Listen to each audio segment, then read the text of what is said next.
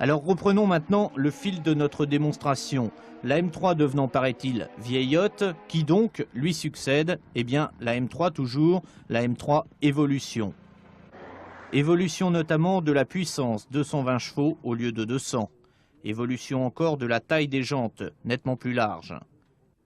Évolution enfin, mais très discrète, de l'aérodynamique. On a modifié ça et là, le spoiler avant et le becquet arrière, mais ce ne sont certainement pas ces deux derniers changements qui ont le plus retenu l'attention d'Olivier Grouillard. C'est toujours très difficile de trouver une nette amélioration sur un véhicule qui est déjà très évolué. Ceci étant, effectivement, on peut trouver encore un peu plus de plaisir de conduite puisque la voiture était un peu mieux en route, du fait d'une monte en pneumatique un peu plus importante.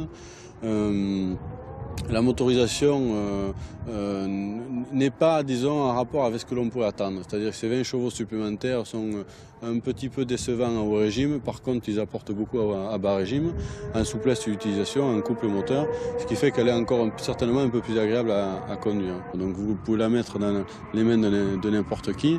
Cette personne-là va se faire plaisir, va aller vite, tout en sécurité et ne va pas être dangereuse sur la route.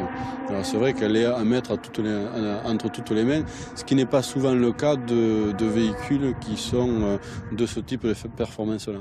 Mais si, encore une fois, vous comparez par rapport à la concurrence, je crois que c'est ce qui se fait de mieux par rapport au prix.